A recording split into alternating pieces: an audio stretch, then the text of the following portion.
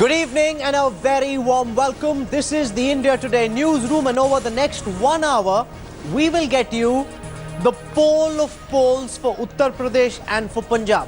Multiple polling agencies have put out their numbers for these crucial elections in the last 48 hours. So what we've done on the newsroom is to compile it all together in one place. Also compare this with previous opinion polls to give you a sense of how the votes and seats in Uttar Pradesh and Punjab are moving. I want to introduce you to Rajdeep Sardesai, tweeting away furiously. I see you're being trolled quite a lot, Rajdeep, but that's life. That's life, because clearly everyone believes that if the opinion poll doesn't suit them, you have become now a news trader or a dalal. I have to live with that. Okay, so I've got Manisha Priyam joining me, sharp, incisive political brain. We'll have leaders from various political parties also with us. We've got Juhi Singh from the Samajwadi Party. We've got Sambit Patra from the Congress, from the BJP. I want to start by putting out first the India Today Access My India numbers for Uttar Pradesh. Let's start with the seat share numbers.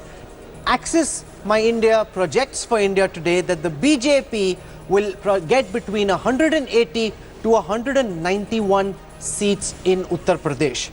They project that the Samajwadi Party and the Congress will bag between 168 to 178 seats. They project that the BSP will bag only between 39 to 43 seats. For others, they say they'll pick up between 1 to 4. Let's now look at the vote share projections for Uttar Pradesh. Access My India projects in its latest opinion poll that the BJP will bag 34.8% of the votes. The Samajwadi and the Congress are projected together to bag 33.2% of the votes. The BSP projected to bag 20.1% of the votes, with others picking up 12%. I now want to start doing a bit of a deep dive. Let's look at these numbers in comparison with the three previous tracker polls that Access My India has done. The first poll, remember, was in October, then there was a poll in December, and then in January. Let's just focus on these numbers to begin with. So if you look at these numbers, it's clear that the BJP in the month of December has lost about 26 seats, which means that since the time the Samajwadi Party Congress alliance was announced, the BJP's stallion has started slowing down. On the resurgent, rising very fast, is the Congress SP alliance, which has jumped from 102 seats to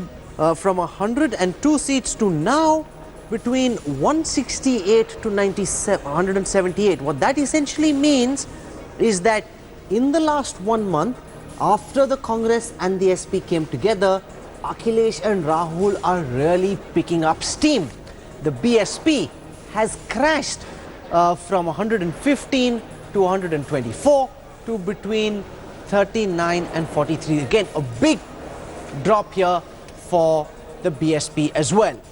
Let's now get in opening words from all our guests, starting with Rajdeep Sardesai. If this is a two-horse race, the BJP stallion is slowing down, the SP Congress cart catching up very fast. I think you put that very well, Rahul. I think it's clear if you look at the tracker poll, and I'm glad you put all the numbers. It clearly shows over the last 3 months, from November to what end Jan now, you've got a momentum shift that's taken place.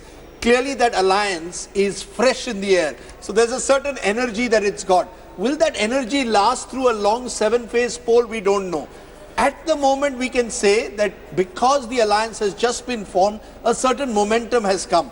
Sustaining that is the challenge for the Congress SP. Arresting that is the challenge for the BJP. I still believe, Rahul, BJP is the party to beat in Uttar Pradesh, for the simple reason that the BJP, remember, got 42% of the vote in the Lok Sabha election.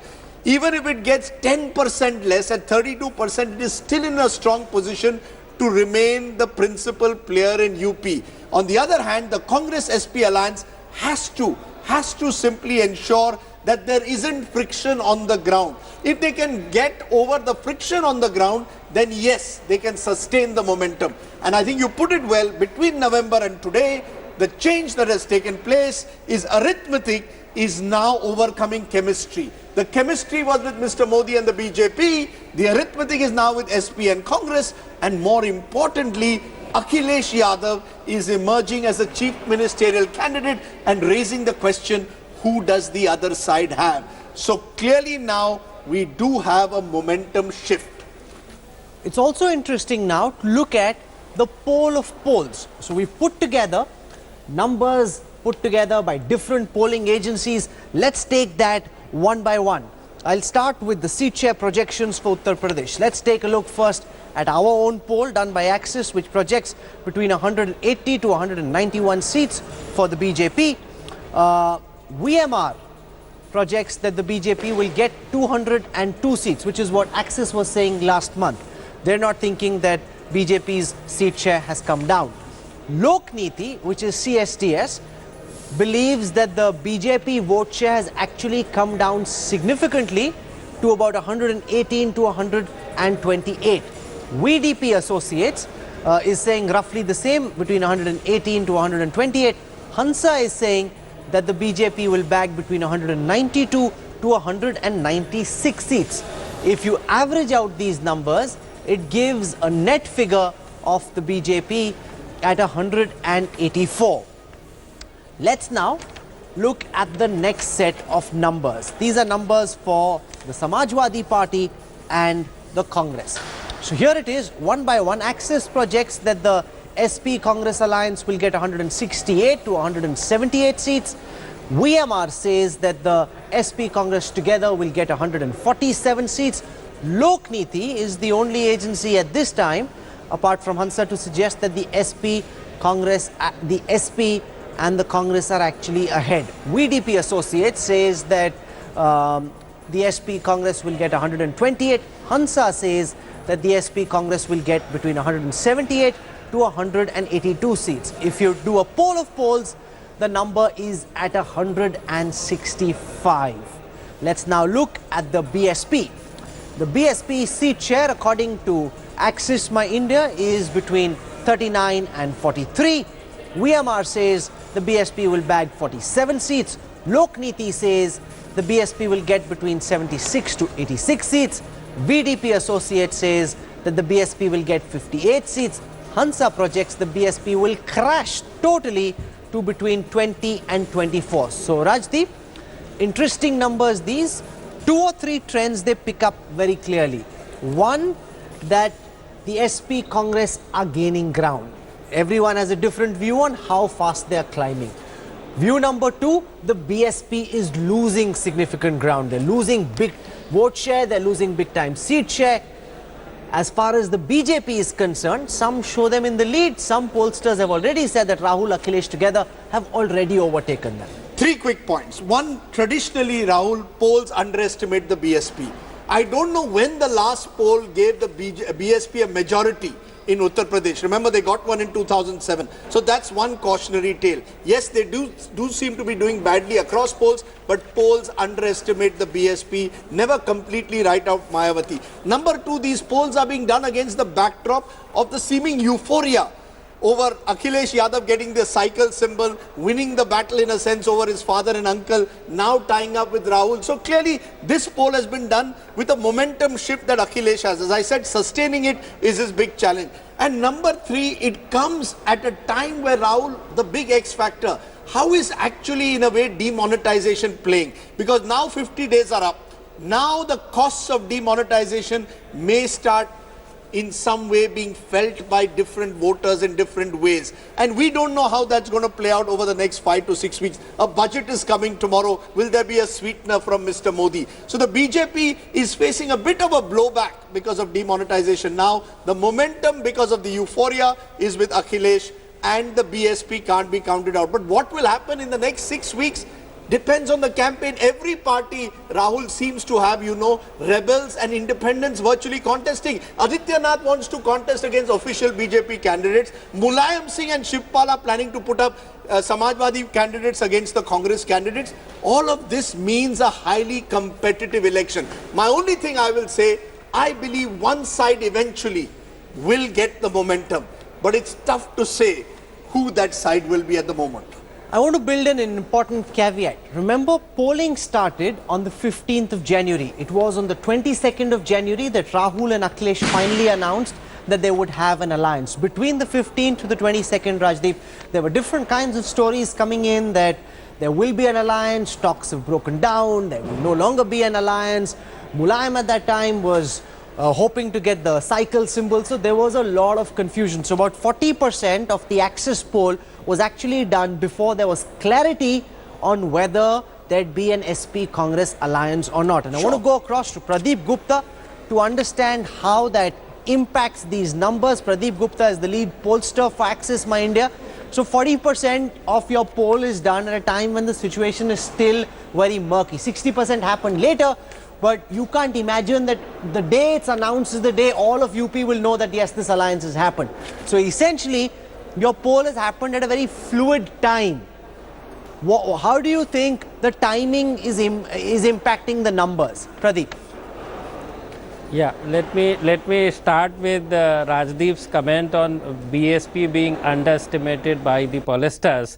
Let me tell you, first we gave in our Axis first poll we gave 124 seats to BJP, second we gave 85 seats, and now it is bring down to 43. We do take into account while doing all these number crunching, you know, the underestimation and all those things. So that's one. Now coming to the our polling time and duration. Though we started on 15th of January our survey, but there were a talk, clear talk, alliance being happened, but only thing the official announcement was pending, and every day you must have seen, they are likely to go ahead with the alliance and the other way around. So I think by and large the alliance effect or impact is being captured. So I don't think there is going to be much difference as far as our polling dates are concerned. Okay, you're saying that there will not be much more of a change because people have already understood that there is likely to be an alliance. That's the view of the pollster. I want to go across to Manisha Priyam. Is it correct to say that this is essentially now a battle where the BSP has lost out on a lot of the lead it had originally?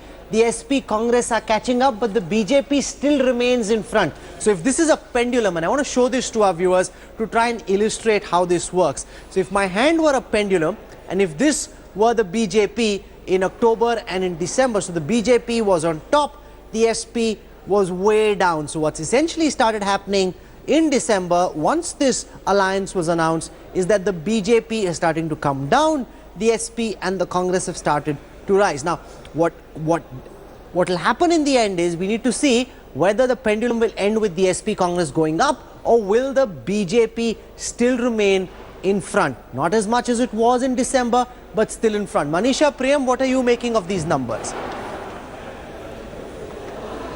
Well, the numbers seem to correspond somewhat from what you can see on the ground as well. And you can see, in a sense, the BJP at this point of time not being able to reap the advantages as it had hoped to of the surgical strike and of the demonetization. However, the footprint of the BJP very visibly apparent in the western parts of UP, and of Akhilesh Yadav on the eastern parts. A lot of new fervor, of new youth leadership from amongst the Muslims as also from amongst the Yadavs, clearly behind Akhilesh Yadav, and therefore a perceptible momentum for his campaign, which was in a sense when we were on the field looking forward to an alliance. Having seen that the alliance has now happened, I assume that this momentum will only increase.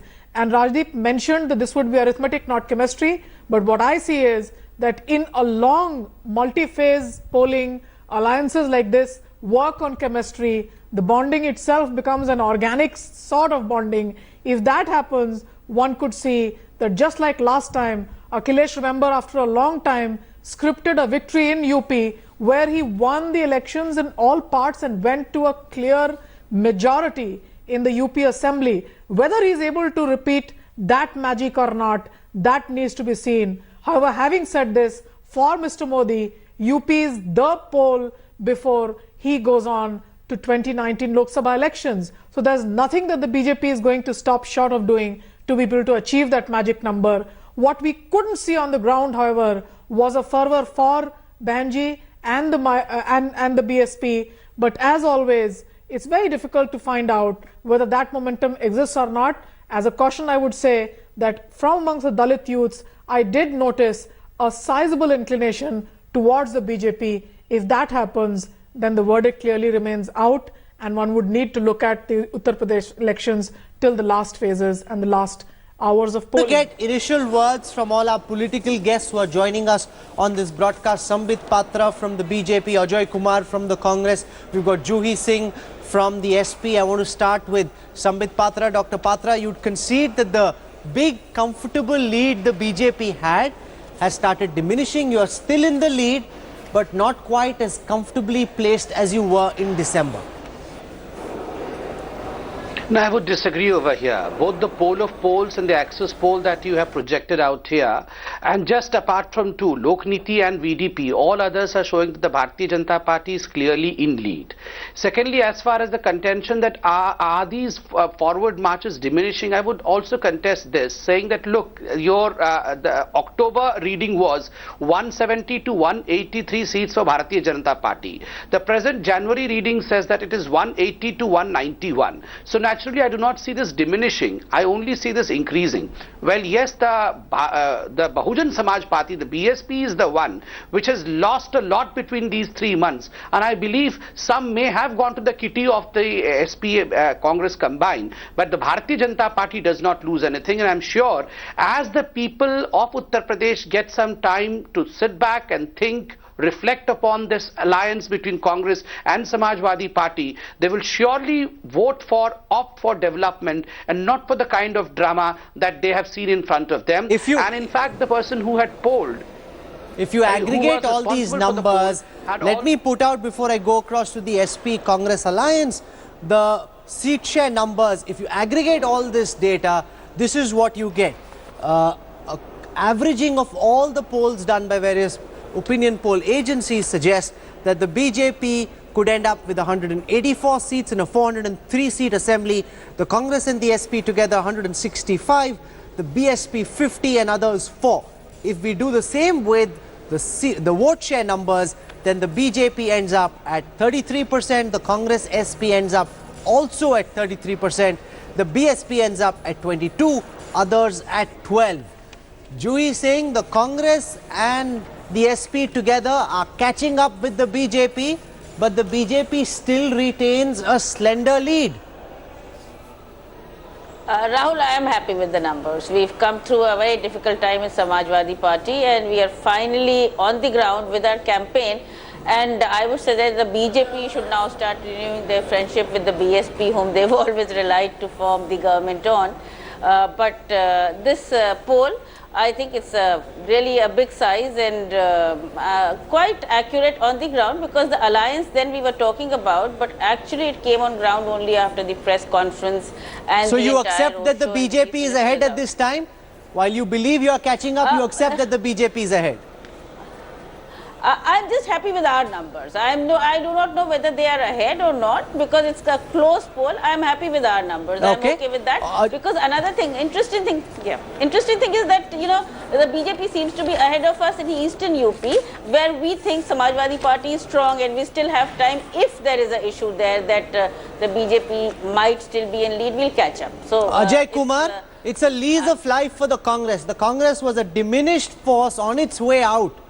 Heading towards total insignificance. Embracing Akhilesh has given your party a new lease of life.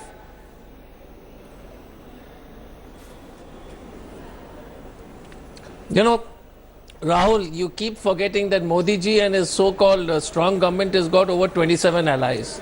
And then you say that it's a lease of life. I was just going to the data. 2012 polls, we had 11% vote share, and Samajwadi Party at 29%, BJP at 15%. So the lease of life was Bharatiya Janata Party got only in the last Lok Sabha election. And there is many, 6 weeks is a long time a week is long in elections, forget 6 weeks. So the numbers, what I think, Manisha, I tend to agree with Manisha that the voting will be one-sided, and Bharatiya Janata Party has to face the fact that they don't have a chief minister candidate. There's a huge amount of disappointment with Mr. Modi and the Bharatiya Janata Party's governance, and the numbers will keep progressing. So question is whether 42% was the Bharatiya Janata Party's norm. I don't think so. They were always averaging around 15 to 20% before the Lok Sabha election. And it's a huge, setback for BJP with the diminished vote percentage. No party has had such phenomenal rapid deterioration of votes in less than 2 years. Actually, that's not correct, because if you look at the December numbers for the BJP, since then, the BJP vote share has actually gone up by 2%. It's actually that the BSP vote share has come down by 6%, and the SP, because the Congress is now with it, has gone up by more than 7%, which is why the game is changing. So it's not as if the BJP is losing ground. It's just that because the SP and the Congress are now together, and this picture really emerges by looking at the caste data. Let me put that out, because caste in Uttar Pradesh is crucial. Let's start by explaining to you how the interplay of the castes is moving in this election. I'll start with the upper caste votes. Now again, you're looking at three sets of numbers. You've got first the December numbers, you've got the January numbers, and you've got the change. So let's start with upper caste. The BJP was projected to bag 61% of the upper caste vote. That's now gone up by 7% to 68%. The Congress and the SP together were bagging 17% of the upper caste vote. That's gone up to 19%. The BSP has lost 7% of the upper caste vote it was projected to bag. So essentially, upper caste, even though they were already favoring the BJP, are now moving towards the BJP even more.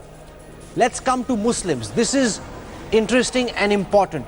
Because the Samajwadi Party and the Congress are together, the SP, which was already bagging a predominant share of the Muslim votes, is now bagging even more, going up from 74% to 77%. That's a gain of 3%. The BSP is losing some of its Muslim votes. Let's now come to OBCs. Now, remember, the BJP is hoping to reposition the BJP in Uttar Pradesh as an OBC party. And here again, the BJP's numbers for OBCs has actually gone up from 53% to 56%. That's a jump of 3. Whereas the Congress and the SP together had 20% of the OBC vote share in December. That's gone up to 26%, a gain of 6. Let's now come to Yadavs, which is where the biggest shift is actually taking place. And why is this shift happening? I want to explain that to our viewers. See here, the Congress and the SP together had about 75% of the Yadav vote share in December 2016. In January 2017, they are projected to bag 82%. That's a jump of 7%. So where are these numbers coming from? Because there was uncertainty about whether there'd be Mulayam or Akhilesh, some of the Yadavs seem to have been supporting the BJP in December. That's now changing. The BJP has lost 50% of its Yadav vote share in just 1 month, coming down from 14% to 7%. So essentially, if you were to look at this poll, you've got the Yadavs and the Muslims on one side, leaning towards the SP and the Congress. You've got the upper caste and the OBCs on the other side, leaning towards the BJP. So you've got two rival armies coming in at each other. What could be the swing factor? The swing factor could be the Dalits. Now the Dalits so far, on the basis of all empirical evidence available to us, are still largely with the BSP. 60% still say they will vote for the BSP. However, if Dalit voters, especially the non-Jatav voters, Jatav is the community that Mayawati belongs to, if the non-Jatav voters start feeling that Mayawati is losing out, that she's slipping, some of those non-Jatav voters could start switching. Where they switch to could decide where this election goes. If they stay with the BSP, then it doesn't make so much of a difference. If they feel, and they did that in 2014 in the general elections, vote for the BJP, if Amit Shah is able to get a part of the non-Jatav voters to vote for the BJP, then Rajdeep, despite Akhilesh and Rahul coming together, the BJP still has a strategy. They have a plan. Absolutely, and you saw that in 2014, where they targeted consciously the non-Yadav OBCs, Sainis, Mauryas, Nishas. These were the groups that they targeted, and the non-Jatav Dalits. And you saw even in Western UP, large number of non-Jatav Dalits voted for the BJP. That was, of course, in the backdrop of the Muzaffarnagar riots, where many Dalits were actually involved in the rioting against Muslim groups. Now, will that change in 2017? Is the big question mark. I think you've alluded with those detailed graphics to what I believe are critical factors. There are 170 seats at least where Muslims plus Yadavs in UP are more than 25%. There are another 170 odd seats where upper castes on their own are more than 25%. Both big groups, the SP Congress and the BJP, need to retain their core votes. But elections are won when you are able to add to your core vote. And I believe the BJP's options at the moment of adding to their core votes are greater than that of the SP Congress. Do you believe, Manisha Priyam, that the And Dalits... therefore I am giving, as I said, therefore Rahul, I still believe the BJP is the party to beat in Uttar Pradesh, because their capacity to expand beyond their core vote is a little greater than that of the SP Congress. That's a good point, that the Yadavs and the Muslims are essentially pretty much all that the SP Congress together have, unless Akhilesh's development image can swing some of the youth votes. So far, the data available to us doesn't suggest that there's been much of a change in the youth vote. That could potentially change. But do you believe, Manisha Priyam, that the Dalits could potentially be the swing factor? If you've got the Muslims, Yadavs on the one side, the upper caste and the OBCs on the other, the Dalits are then the swing factor. Will they move from the BSP, if at all? No, it's quite clear that there's been a move from the BSP. It's been a UP phenomena. It's something that you can see in Delhi, you can see in Punjab. But the issue really is that if the non-Jata Dalits are willing to move away from the BSP, it does seem at the moment that the Hindu identity in the Dalits is the prominent identity that they're looking towards. In the fieldwork that we've done so far, it does seem that some of the most effective voices in favor of demonetization were coming from amongst the youth of the non-Jata Dalit categories. So there was a hint, therefore, that if this citadel in a sense breaks up, it could be advantage BJP. But whether this would be a pan-Uttar Pradesh phenomena or not, we are not sure. Therefore, the X factor, if the BJP moves ahead, would be the breakup of the consolidated Dalit vote, especially Kind the of youth vote swinging towards you can only the pick BJP. up through an opinion poll, which is why even if the ultimate numbers are up for contest, these kind of trends you can only pick up from opinion polls. Remember, there will be a lot of focus on the Dalit vote in Uttar Pradesh in the days to come. We're slipping into a very, very quick break. Our guests will stay with us. When we come back, we will shift our attention to Punjab.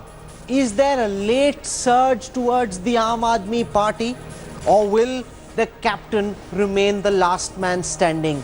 We will focus on the very crucial state of Punjab. Remember, UP is far more significant in the national context. But imagine what would happen if the Aam Aadmi Party wins in Punjab. Ever since the last several decades, only three parties, the Congress, the BJP and the CPM, have ruled two states at the same time, two or more states. Could AAP be shattering political equations in the way things stand? We will get you the numbers for Punjab when we come back. The war for thrones, we're looking at the opinion poll numbers for Punjab now. I'll get you the poll of polls for Punjab. Remember, because of the arrival of this X factor, Kejriwal in Punjab, the election in Punjab totally different from what's been seen in the past. Before I get you the poll of poll numbers, let me first take you through the numbers for Access My India. This is the India Today Access My India projection. Pradeep Gupta projects that Congress will bag between 60 to 65. It's 117 seats in the Punjab Assembly. Access projects that AAP will get between 41 and 44, and the Akalis will get between 11 to 15. Others will get between 0 and 2. So those are the projected seat share numbers. Let's now look at the vote share projections for Punjab. This is the latest data for January. 37% for the Congress, 34% for the Akalis, 34% for AAP, Akalis and BJP together at 24%, others at 5%. Let's take you through how this is changing month on month, starting from in the earlier polls to the latest poll. How has the pendulum been shifting? So essentially, if you look at 3 opinion polls done in October, December and January 2017, you're seeing the Congress essentially consolidate at the top, stay at the top. The Aam Aadmi Party coming at number 2, gaining some ground over their last poll, and the Akalis falling even more. So directionally, Rajdeep, the Aam Aadmi Party seems to be gaining some steam, the Congress holding on, the Akalis losing ground. Which is why out of all these polls, I think the most difficult to predict is Punjab, for the very reason that you gave. The tracker is showing, as you rightly put it, a momentum for AAP, 29% to 34%. If that momentum even shifts now a couple of percent more, and there is no reason to believe it won't, then the AAP is the party to beat in Punjab. On the other hand, the Congress is not, if this is a normal election, where the Akalis also retain at least the core Panthik vote, then I believe the Congress has the edge, because the AAP is more focused on a particular area, so where they win, they will probably win big, but they do not have the same capacity perhaps to translate voter percentage into seats in a Majha and to a lesser extent in Doaba. So the pan-Punjab presence of the Congress in a normal election gives it away, gives it the edge. But if this is a wave or an undercurrent, which is now slowly coming out in this tracker poll, and particularly in Malwa, it could be the Aam Aadmi Party's election. So the one election I am unwilling to predict at the moment is what will happen in Punjab. Just 4 days to go for polling. If this momentum continues, Kejriwal is attracting large crowds, so is Amrinder. This could be anyone's election. I will not really at this moment stick my neck out and say this election is a done deal for the Congress. What is clear is the Akalis are down, if not out. Pradeep Gupta, your poll seems to suggest that the Aam Aadmi Party is gaining ground from December, but you're also saying that the Congress still remains in front. Now, a lot of reportage from the ground seems to suggest that there are huge, enthusiastic crowds at AAP rallies. Explain the numbers then. Why is it that you still believe that despite the late surge in favor of AAP, the Congress is still in the dominant position?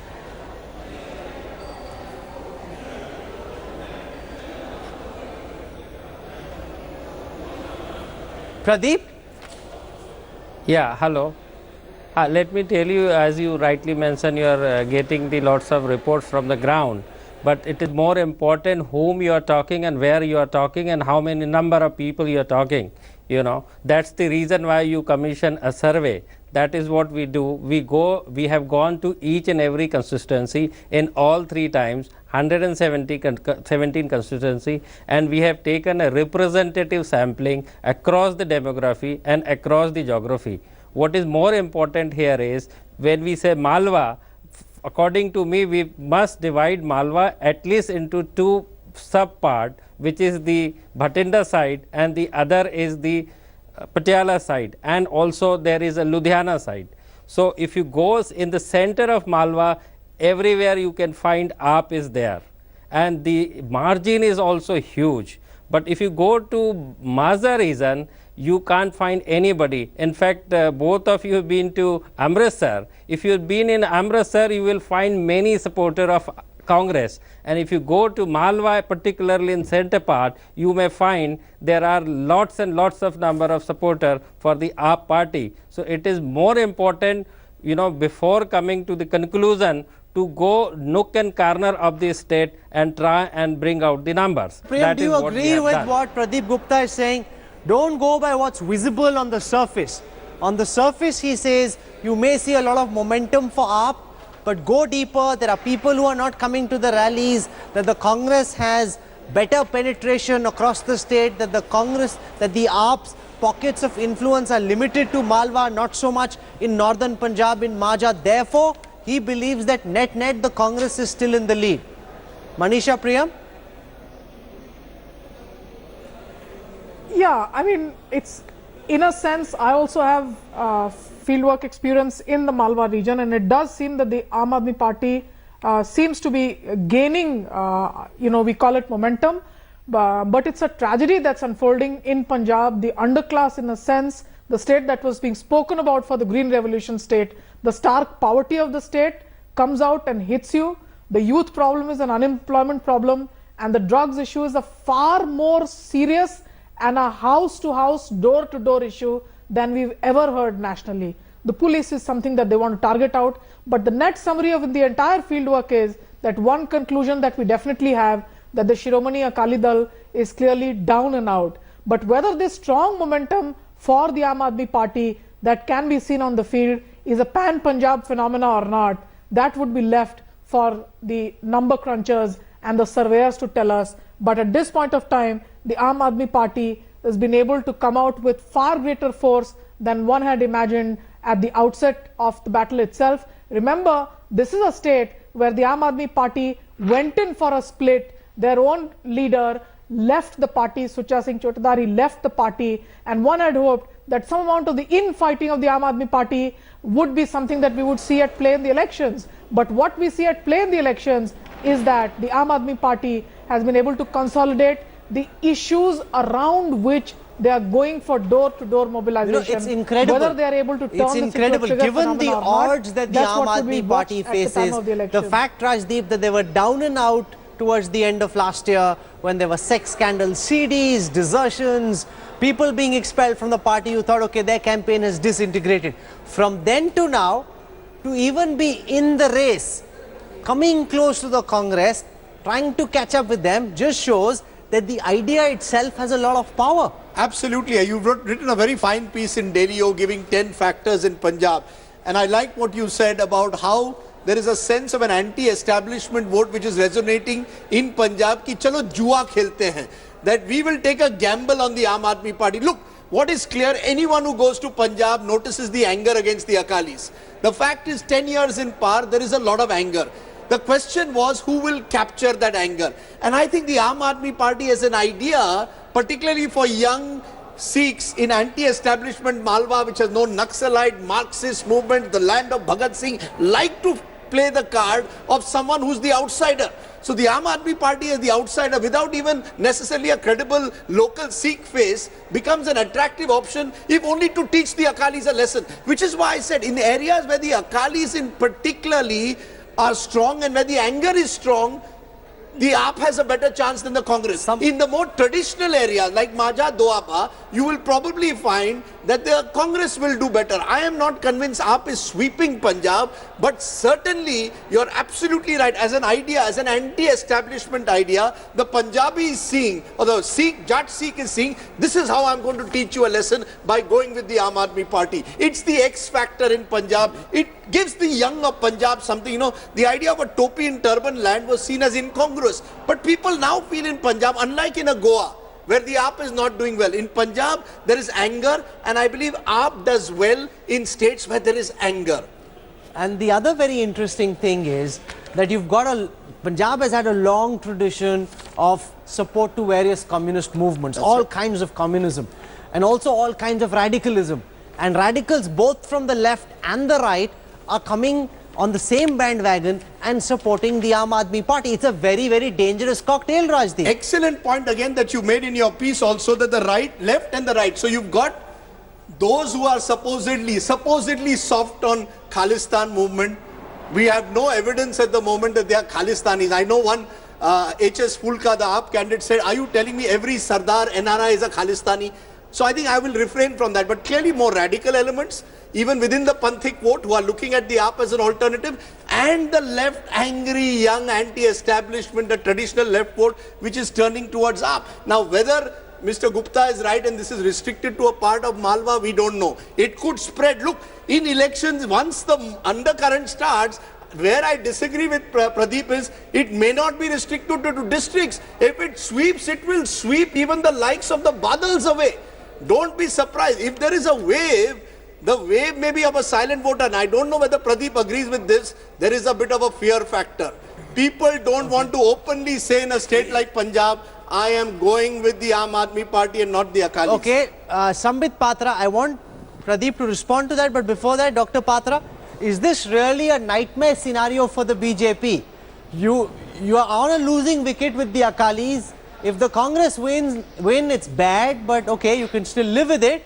If the Aam Aadmi Party wins, then it changes national political equations. Is this a worst case scenario for the BJP? See, Rahul, as far as the Bharatiya Janata Party in Punjab is concerned, we are a small player. We are a marginal player, I would say. We are contesting the least number of seats compared to all the other players who are participating in this contest. So naturally, I have less to say in this. But as Mr. Jaitley had pointed out in one of his interviews only about 2 days ago, definitely 10 years of rule, there would be some amount of anti-incumbency and there would be some people who would not like to see us in power. But remember, very candidly, I would like to say, as far as Punjab elections are concerned, I don't know what the result would be, though I keep my fingers crossed, but it is a very important security issue, not only for Punjab but for the country also. So definitely we have to look upon at the Punjab elections very seriously. And lastly, as far as the Aam Aadmi Party is concerned, without politicizing, what I know a little about Punjab, I think the focus of Aam Aadmi Party has been mostly to the Malwa region, which no doubt harbors most amount of the constituency seats, but quite poor in the Doaba and the Majha regions. So naturally the pan-Punjab presence of Aam Aadmi Party is lacking. So let's wait and see as far as the result is concerned. I want to bring you now the poll of polls for Punjab. Let's start with the seat share. If we average out all the polls that have been carried out by various agencies, the BJP Akali are projected to bag between about 25 seats, the Congress in the lead at 51, the AAP at 40, others at 1. I lay a lot of importance on the vote share numbers. So the BJP Akali vote share is projected to be about 28%. The Congress vote share 34%, the AAP vote share 30%. So there's a 4% gap.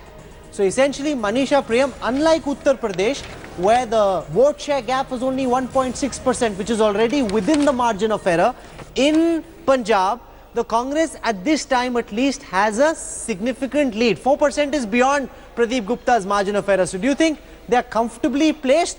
Or as Rajdeep says, do you think the fear factor could be getting a lot of people not to tell Pradeep's team what they'll actually do? Well, I mean, the fear factor, if it is there, it spreads out evenly across the data. So as far as the fear factor is concerned, that wouldn't be tampering with the data as much. But the part of Rajdeep's analysis that I would agree with and somewhat forward would be that, look, if it is so strong in Malwa, one doesn't know that if this momentum catches up, it could very well even out the differences across the regions. That's a trend that we've been seeing in state elections after state elections for the last few years, that the differences typically between regions have been evened out, and there has been a pan-state verdict to bring out a majority in state assemblies. Remember, the Indian electorate is choosing leaders for the national level as well as for their federal state assemblies. And if that becomes That's an important point you make. And remember, I want to issues cite that what the happened in Aam Aadmi Uttar Pradesh in 2014. It started with the West. But in the West, because in the first phase, the vote was so strongly in favor of the BJP, word spread. And by the time you reached the East, by the time you reached Varanasi, Azamgarh, there was a massive tsunami in favor of the BJP. The difference, though, Pradeep Gupta, is that Punjab is a single phase election.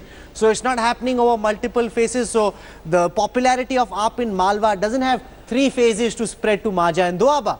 But the counter to that is that already word is spreading that AAP is doing well in Malwa. Rajdeep argues, as that word spreads, people in Majha and Doaba also could change their mind.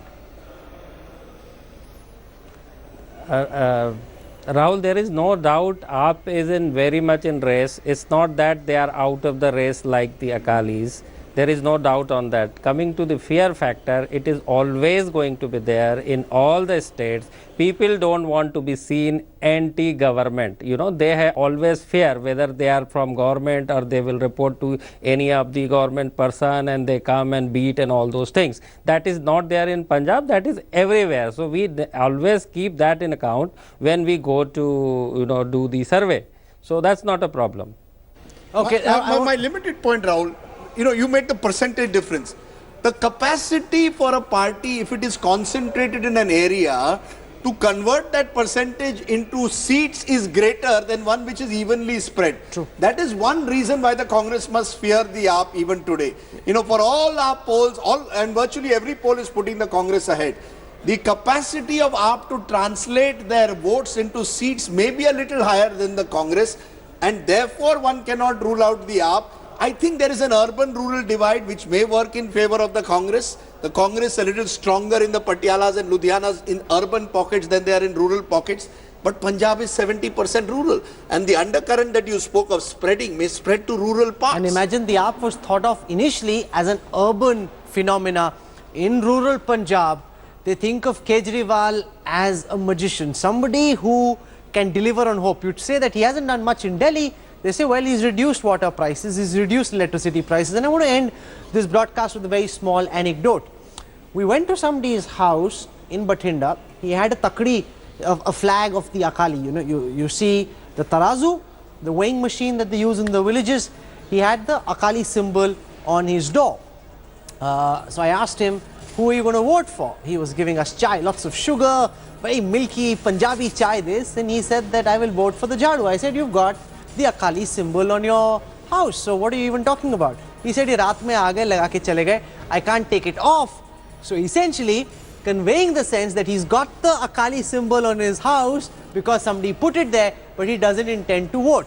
That's a problem Pradeep Gupta will have. So it's a bit of a landmine. It is, and along with that, Rahul, one thing is clear. If the Akali vote, as you're saying, starts collapsing or our poll, then it's advantage AAP. I maintain normal election, it's advantage Congress. But if the Akali vote completely collapses, I believe the capacity of AAP to capture that Akali vote is greater than that of the Congress. That is the key. How much will the Akalis collapse? If the Panthik vote remains intact, I would say advantage Congress. If it completely starts moving towards AAP, it is clearly, then it will be a landslide.